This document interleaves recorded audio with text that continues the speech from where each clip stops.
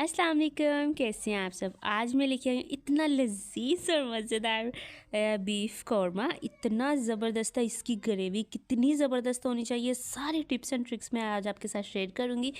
यहाँ पर आपने बीफ का जो गोश्त होता है हड्डी वाला भी लेना है, बोनलेस भी लेना है। ये लेना है 1.5 किलो, ठीक है। ये आपने ऐड कर लिया। अब टमाटर और प्याज को सेम इसी तरीके से आपने ऐड करना है। इतना बड़ा राज है कि टमाटरों को आपने छोटा छोटा नहीं कट करना है, ना बारीक कट करना है, ठीक है। 3 अदद टमाटर थे मीडियम साइज़ के और 3 अदद ही मेरे पास प्याज थे। अब 2 खाने के चम्मच भर के आपने इसमें अदरक लहसुन और हरी मिर्ची चॉप की ही ऐड करनी है। आप चाहे पेस्ट भी ऐड कर लें। नमक हम लेंगे टू टेस्ट। लाल मिर्चों का पाउडर 1 चाय का चम्मच, कुटी हुई लाल मिर्च ये जो है ये भी 1 चाय का चम्मच, इसका बहुत ज़बरदस्त टेस्ट आता है। हाफ चाय का चम्मच जो है हल्दी पाउडर लेंगे हम, और साथ में धनिया, खुश्क धनिया पाउडर जो होता है ना, वो हम लेंगे 2 खाने के चम्मच अच्छे से भर के। ठीक हो गया।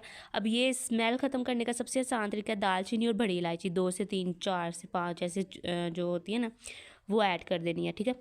बड़ी इलायची और दालचीनी ये बहुत बेस्ट है, स्मेल ख़त्म हो जाती है इसकी। अब पानी कितना ऐड करना है, पानी हमेशा एक चीज़ का ख्याल रखा करें, 1 इंच ऊपर होना चाहिए, मतलब गोश्त और वो चीज़ें जो है ना अच्छे से कवर हो। और ये इसको आपने वेट लगा के इसको किचन से ना थोड़ा बाहर चले जाया करें। अच्छा जी, अब यहाँ पर जो है ना ये मेन पॉइंट थी कि प्याज और टमाटर क्यों मैंने इस तरीके से कटिंग करवा कर डाला था।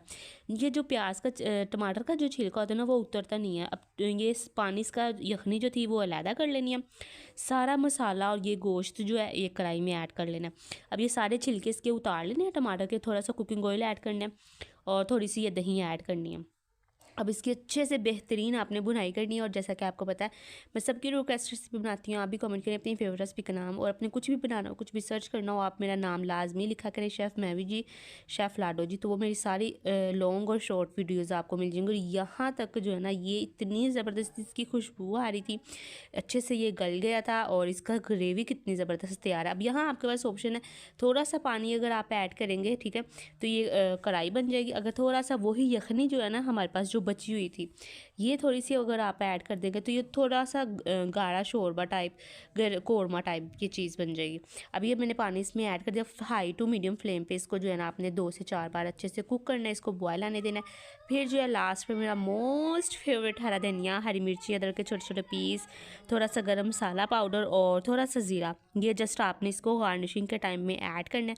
और इसको 2 से 4 मिनट के लिए मज़ीद जो है ना आपने इसको दम लगा देना है। और आपने मेरा दूसरा चैनल लाजमी सब्सक्राइब करना है। तो माशाल्लाह अल्हम्दुलिल्लाह, अल्लाह पाक ज़िंदगी सेहत तंदुरुस्ती दे। कमाने वालों की, पकाने वालों की, खाने वालों की। इतनी शॉर्टकट, इतनी आसान रेसिपी आपको कैसी लगी है, मेरा चैनल लाजमी दूसरा जो है ना वो सब्सक्राइब करें।